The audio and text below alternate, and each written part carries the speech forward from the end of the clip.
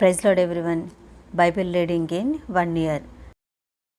మొదటి సమూయేలు గ్రంథం 29వ అధ్యాయము. అంతలో ఫిలిస్తీన్లు దండెత్తిపోయి ఆఫెకులో దిగి ఉండేరి. ఇశ్రాయేలీయులు యెజ్రెయేలులోని జల దగ్గర దిగి ఉండిరి.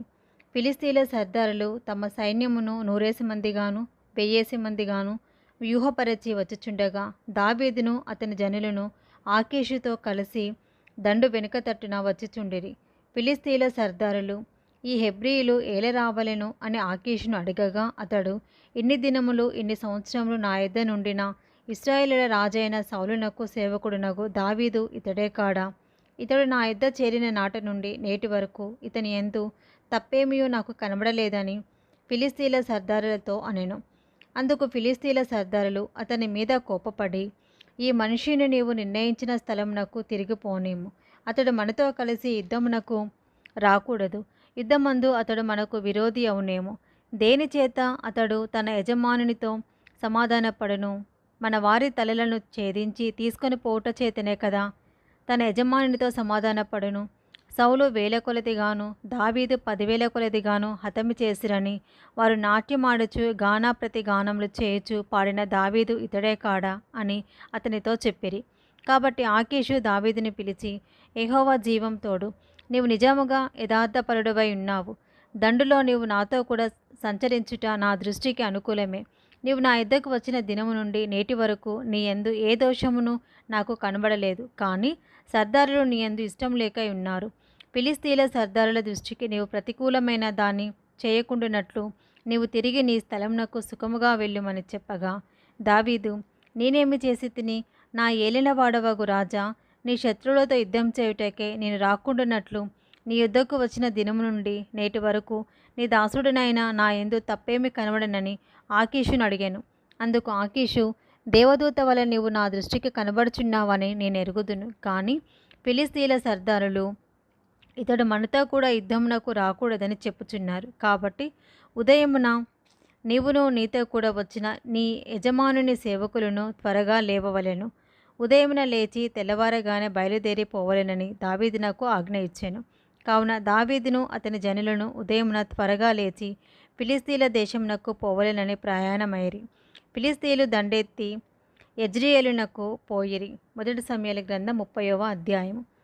దావీదును అతని జనులను 3వ దినమందు సిక్లగునకు వచ్చిరి. అంతలో అమాలేకీయులు దండెత్తి దక్షిణ దేశము మీదను సిక్లగు మీదను పడి కొట్టి దానిని తగులపెట్టి గనులనేమి అలుపులనేమి అందులోనున్న ఆడవారినందరిని చెరపెట్టుకొని చంపక వారిని తీసుకొని వెళ్ళిపోయి ఉండిరి.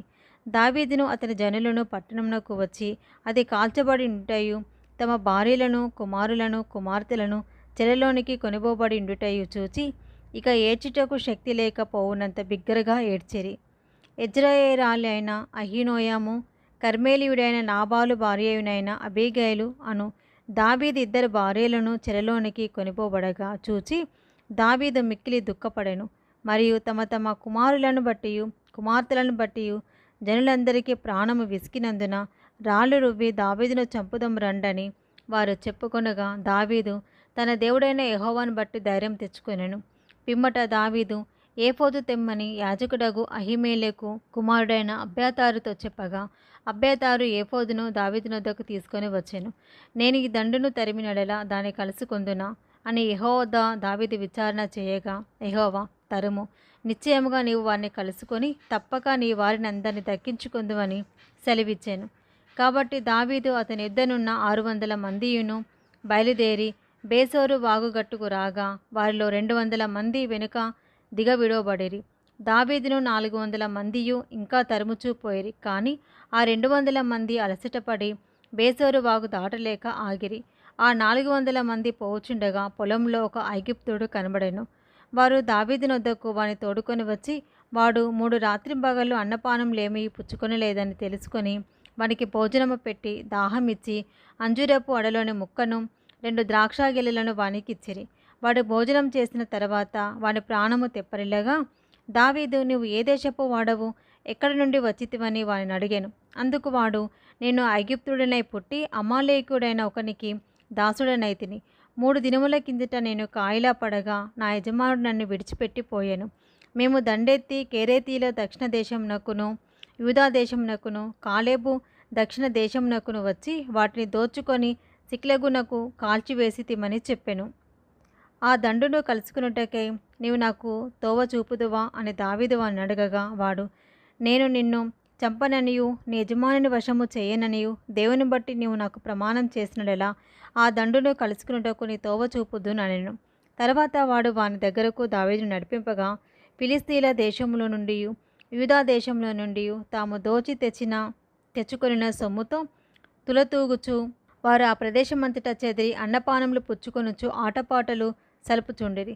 దావీదు సంగతిని గ్రహించి సంధ్యవేళ మొదలుకొని మరునాటి సాయంత్రము వరకు వారిని హతం చేయుచుండగా ఒంటెల మీద ఎక్కి పారిపోయిన 400 మంది యవ్వనులు తప్ప తప్పించుకొనిన వాడు ఒకడును లేకపోయాను. ఈలాగున దావీదు అమాలేకీయులు దోచుకొని పోయిన దానంతటిని తిరిగి తెచ్చుకొనెను. మరియు అతడు తన 2 భార్యలను రక్షించెను. కుమారులేమి కుమార్తెలేమి దోపుడు సొమ్మేమి వారు ఎత్తుకొని పోయిన దానంతటిలో కొద్దిదేమి గొప్పదేమి ఏదియూ తక్కువ కాకుండా దావీదు సమస్తమును రక్షించెను. మరియు దావీదు అమాలేకీయుల గొర్రెలన్నిటినీ గొడ్లన్నిటినీ పట్టుకొనెను. ఇవి దావీదునకు దోపుడు సొమ్మని జనులు మిగిలిన తమ సొంత పశువులకు ముందుగా వీటిని తోలిరి. అలసట చేత దావీదును వెంబడించలేక బేసరు వాగు దగ్గర నిలిచిన ఆ 200 మంది యొద్దకు దావీదు పోగా వారు దావీదును అతని యొద్దనున్న జనులను ఎదుర్కొనుటకై బయలుదేరి వచ్చిరి.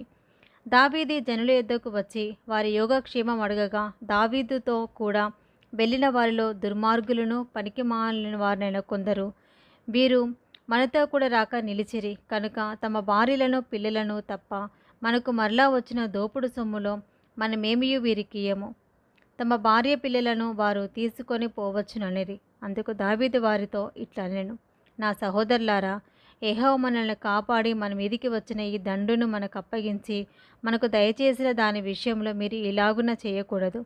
మీరు చెప్పినది ఎవరు ఒప్పుకొందురు? యుద్ధమునకు పోయిన వాని భాగమెంతో సామానునొద్ద నిలిచిన వాని భాగము అంతే అని వాడుక మాట అందరూ సమముగానే పాలు పంచుకొందురు కదా. కావున నాట నుండి నేటి వరకు దావీదు ఇశ్రాయేలులో అట్టి పంపకము కట్టడగాను న్యాయవిధిగాను ఏర్పరిచి నియమించెను.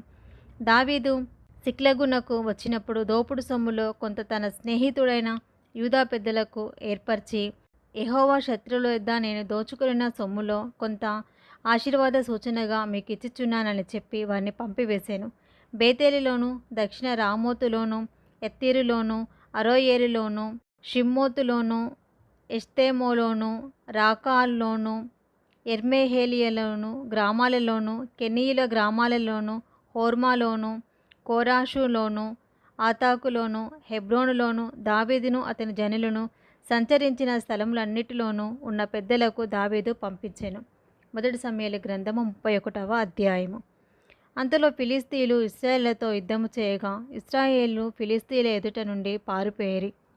గిల్బోవ పర్వతమున వరకు ఫిలిస్తీయులు వారిని హతము చేయుచు సౌలును అతని కుమారులను తరుముచు యోనాతానును అబీనాదాబును మెల్కీషువ అను సౌలు యొక్క కుమారులను హతము చేసిరి.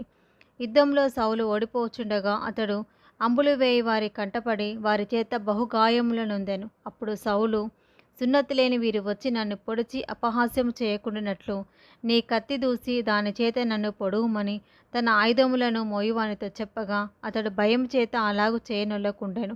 కనుక సౌలు తన కత్తి పట్టుకొని దాని మీద పడెను. సౌలు మరణమాయనని అతని ఆయుధములను మోయువాడు తాను తన కత్తి మీద పడి అతనితో కూడా మరణమాయను. ఈలాగున సౌలును అతని 3 కుమారులను అతని ఆయుధములను మోయువాడును అతని వారందరూ ఒక్క దినముననే మరణమైరి. లోయ అవతలనున్న ఇశ్రాయేలును యోర్దాను అవతలనున్న వారును ఇశ్రాయేలులో పారిపోవుటయు సౌలును అతని కుమారులను చచ్చియుండుటయు చూచి తమ నివాస గ్రామములు విడిచిపెట్టి పారిపోయిరి. ఫిలిస్తీయులు వచ్చి వాటిలో కాపురం ఉండిరి. మరునాడు ఫిలిస్తీయులు హతమైన వారిని దోచుకొని వచ్చి గిల్బోవ పర్వతము మీద పడిపోయిన సౌలును అతని 3 కుమారులను కనుగొని అతని తలను ఛేదించి అతని ఆయుధములను తీసి తమ బొమ్మల గుళ్ళలోను జనులలోను జయవర్తమానము తెలియజేయుటకై ఫిలిస్తీయుల దేశంలో నలుదిశల వాటిని పంపిరి.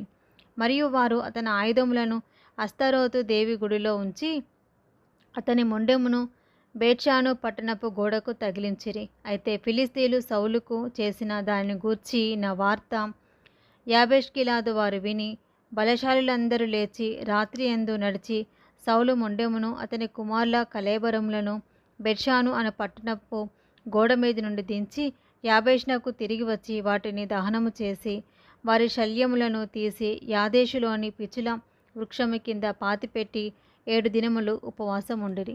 ఇది ఈరోజు భాగం అండి. Praise the lord.